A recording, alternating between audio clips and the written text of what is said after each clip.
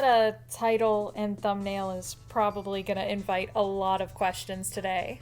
So right off the bat, little disclaimer, this video is for educational purposes. You hear that, YouTube? This falls under your EDSA content rules. Let me ask you a question. Have you guys ever heard of Suno, the AI music generation service that's been going through some legal trouble like every other AI organization out there? Recently, after having a sit-down talk with some of my peers, we decided to investigate some of their security measures, or lack thereof. Suno primarily operates on what's known as a blacklist, and a blacklist means that if the term is on the list, it isn't allowed, and everything else, by extension, is good to go. A whitelist is just the opposite. Only things on that list are getting through. It's no different than a fancy event. One is obviously easier to keep secure than the other. The same thought extends to generative models, everything from text generation, image generation, and even what we're going to explore today with music generation and Suno. Modern AI seems to be allergic to whitelist security for what I think is obvious reasons. Generative systems like Suno, ChatGPT, 11 Labs, and everything else, they all work off of the vast scope of coverage. If you could only generate responses based off of a narrow handful of topics, the customer base would become exceptionally limited. On the other hand, blacklists are let's put it bluntly, they can create some problems depending on your implementation of them. They give a company a way to beat their chest and go, yeah, look at us, nice and secure, we got a blacklist. We can't show you that because, oh no, security flaws, and clearly we don't do that here. These sorts of corporate mental gymnastics have a familiar name, security theater, and almost every generative for-profit system is running on that same framework. I am not anti-Suno or generative AI, okay? I like to think the whole channel is proof of that, but I also don't think it's healthy for everyone to agree with what I'm saying all the time. So if you find yourself flustered with me putting on the gray hat today, I don't know, man. Here's a picture of a cute kitty cat to stare at while the rest of us are getting polyamorous. Can I even make that joke this early in the video?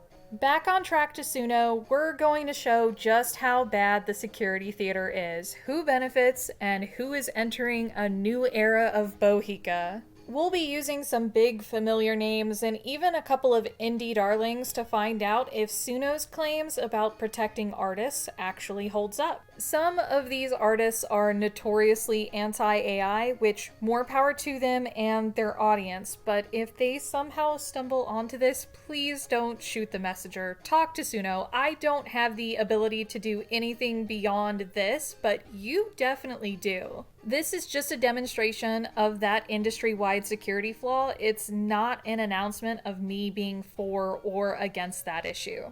When organizations like Suno get embroiled into scandal because, they're not doing enough to safeguard artists, my eyes roll so hard, I'm like one cornea away from becoming a f***ing slot machine. If they were actually trying to implement safeguards, they're doing a bad job. If they're just trying to hand wave so that they can continue to produce content that brings in the majority of their revenue, absolutely killing it, my guys. Which brings us to the actual problems with the system. Where do we even start though? Because Suno was such a mess to redline, not because it had the magical safeguards of a chain of thought model, but because redlines were practically non-existent. No security tape here, just literal Swiss cheese. Going to the side of the site that lets us generate music based on our own lyrics, we can run some pretty simple tests. We just Google search an artist, a name, chuck an entire song worth of lyrics into this segment, and see if it'll generate music to it. You're not technically supposed to be able to do this sort of cloning, which makes it all the more awkward when this song by an artist named Moonwalker, who happens to have millions of views, could go through and generate a cloned version with the same lyrics word for word. Okay, but maybe we can give Suno the benefit of the doubt here. Moonwalker is a badass indie artist who isn't signed to a label, but he isn't the biggest out there, just my favorite. Let's try a bigger artist. We'll pivot to Måneskin really fast, and oh, oopsie, it looks like having millions of subscribers and being signed to a label isn't enough to get you on the blacklist, because this lobotomized driver clone came out without any problems.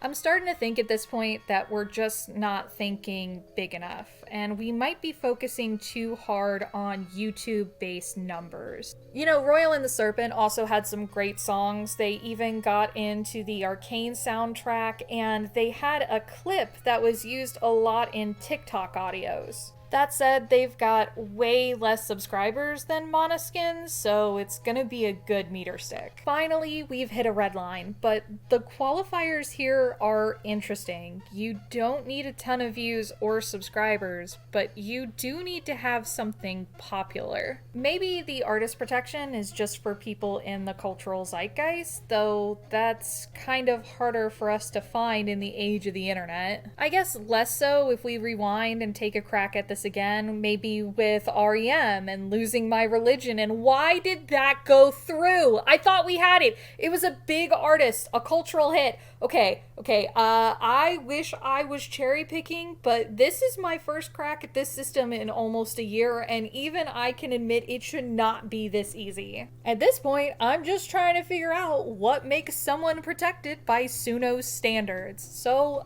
it's time to hit a big artist and start running a control test, I guess. I've got a sneaky suspicion that it might be related to the labels. After all, whenever I found a protected artist before, like Royal and the Serpent, none of their songs went through. The protection wasn't exclusive to part of their catalog, it was the whole thing, so maybe it's just a label thing. Lady Gaga is a big artist, culturally relevant hits, and within the last 2 decades, so if age was an issue like it might have been with the REM hit, this should be a good control, I think. No real surprises here, these songs didn't go through. I did try to change the titles though, but to Suno's credit, this isn't enough to let you bypass their security, because the security is built off artist names and lyrics. This is some poor foreshadowing. Anyways, let's keep going. We've finally got a large artist with a number of hits and a tie to a big label that we can't reproduce any songs of. It is a good start, so let's start looking at the label, which is Interscope in this case. This record label has some big name artists on it. After all, if we can't protect some of the folks on the Billboard Top 100, what chance is there for indie artists out there? Tattoo is our first shot, a little bit older than Gaga's music, but All the Things She Said was a hit. The group was very culturally relevant for good and bad reasons, so maybe we finally found the fuck do you mean I can clone this song to? How is it not the label? Why are the groups representing these artists not talking to Suno to have their catalogs on the blacklist instead of going artist by artist? Is everybody just blind here? No, I swore I was not gonna crash out this video. Okay, taking a deep breath, let's give this another go. We'll even stay on the same record label because maybe we're just back to the possible REM problem. Maybe Tattoo's music is too old for Suno to care. So we'll move forward just a little bit in time and pull out some LaRoe. We can hit the same notes that we did with Royal and the Serpent and their song Anxiety. LaRoe had some hits specifically tied to video game releases, is more in line with Lady Gaga's timeline, and is part of the same era even though their popularity doesn't rival many unprotected artists on this list. And it didn't go through. Holy hell, we haven't even been here for an entire day, and it's not like I'm even trying right now. This isn't even some kind of fancy prompt engineering technique. 9 Inch Nails, Primus, 90% of the music catalog I listened to growing up, none of that is forbidden here. This is just using the system exactly how it's intended to be used. You hear that, YouTube and Suno? There is no exploits whatsoever going on here. This is just people trying to use the system regularly at this point. Let's make a brief pivot, because we started off with indie artists, found out that only specific industry darlings ever get to be protected, but what about when indie artists get big enough to do some of that protection themselves? Well, that is where a famously anti-AI artist is going to give us some assistance in today's experiment. And also, as a reminder, do not come after me. Again, you want to talk with Suno about this. Don't shoot the messenger here. BB No Money is an interesting case because he is one of, if not the biggest indie artists out there in the year of 2025. Older songs and collabs of his, like Edamame, are afforded protection, which is the first indie song we've come across with that. Very neat. But when we looked at the latest release that came out while these experiments were happening, we found that the song Hot Topic could be cloned without any hiccups. This signals to me that Suno isn't doing a good job of being proactive, if that's what they are doing, even when artists already fall into their protected blacklists and they're given many days of breathing room. It's an obvious issue at this point. What's crazy is we haven't even looked at generating music in the style of an artist. All we've done so far is use the lyrics note for note of most artists that we've plugged into the system. So let's take a little bit of time to pivot. We'll stick with Baby No Cash for the moment. For the first attempt, we just try using the artist name as a tag here, and we are immediately denied. You'd think that this is a good sign, but the gates aren't locked and this isn't actually security. Fetus Lacking Cash over here has a great community that loves mucking up his name, and this is probably the worst in-joke for a modern artist who doesn't like AI. Because, you know, if you just fat finger the spelling here from BB No $, the actual $, to BB No Money by dropping that symbol, it all goes through. This isn't an exclusive problem for artists who have nicknames or commonly attributed misspellings to their name. No. AI is great at making connections. That's its whole deal. These generative systems are designed to handle edge cases like misspelling. And when this happens, we are essentially giving the green light to any prompt without ever considering that blacklist. For the final part of this experiment, we're going to take a look over at Plunderphonics. God, I love that word. This style of music is based on samples, something Suno adamantly states their system cannot reproduce. So let's go to the Plunderphonics song of the 2000s and run some tests. Frontier Psychiatry by the Avalanches doesn't give us any heavy-handed lyrics to work with, just words from samples, some tags, a title, and a band name that we can replicate. Just like before, we can clone the style of the Avalanches by simply tweaking the band name by removing the word "the" from the prompt when it is next to Avalanches. This isn't any different than accidentally misspelling Baby No Money's name. The system still knows what we're talking about and even generates music that sounds like it has samples within it, though admittedly I couldn't actually identify them even with some sample identification APIs. This is kind of to be expected though. It's not about one-to-one recreation, but about being able to clone things into a good enough state where they're not triggering any alarm bells. It didn't replicate a clone of the samples, but it did get fairly close to the samples used in the original songs that these prompts were referencing. What was crazy to me in this particular experiment was when I looked through the lyrics Suno would generate, it was clear it had been trained on the music video, the Plunderphonic style of sampling, and the words themselves. Suno went on to generate lines about vinyl records, cowbells, parrots, cowboys, and all the things that weren't mentioned in the prompt, but do show up in the clear training data for this song. You can take any blocked artist with two names, shove a plus sign somewhere in there where you would expect a space, and the entire system from top to bottom, outside of the blacklist, knows exactly what you want. Let's just go back to Lady Gaga for another control test as proof. Here, it just automatically knew to generate a female pop vocalist, even though this tag should be blacklisted. The system is actively making one-to-one connections. It can't properly protect artists and openly relies on some of the thinnest security out there. Samples or not, Suno isn't actually defending anybody but their own interests.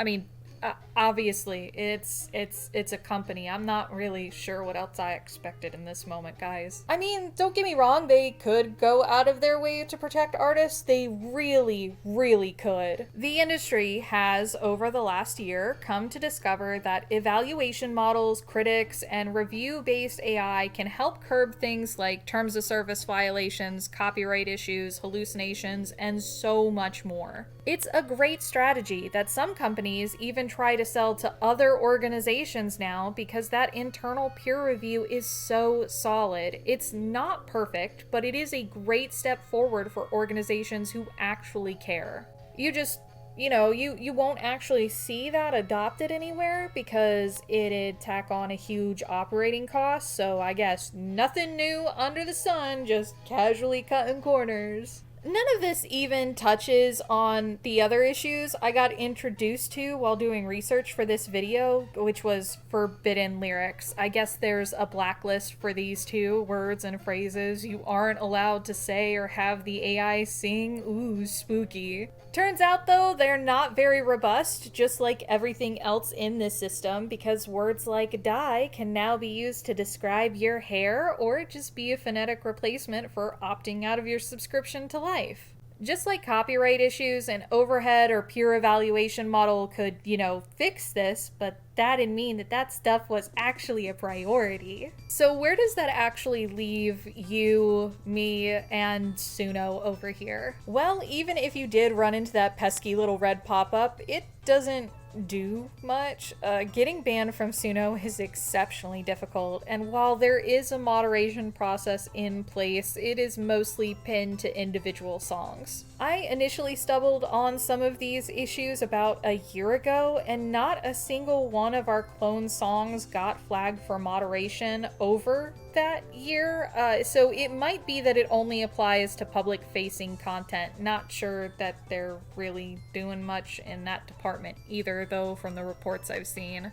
The security reminds me of one of those improvised boat regattas where everyone's just, putting around praying that nobody will notice that they've sprung a leak because, hey, everybody else has too, and if you can just hold out long enough, there's a sweet prize in the end. I mean, every organization is trying to stay afloat with the same tactics while wearing a different coat of paint, but it doesn't make it any less fun pointing this stuff out, even if you're somebody who enjoys these services. I guess what I'm saying, my dude, is if you want to see me do more of these, let me know with a comment and a like, and then I'll show you how to bully another AI service into showing its own ass. See ya, nerds.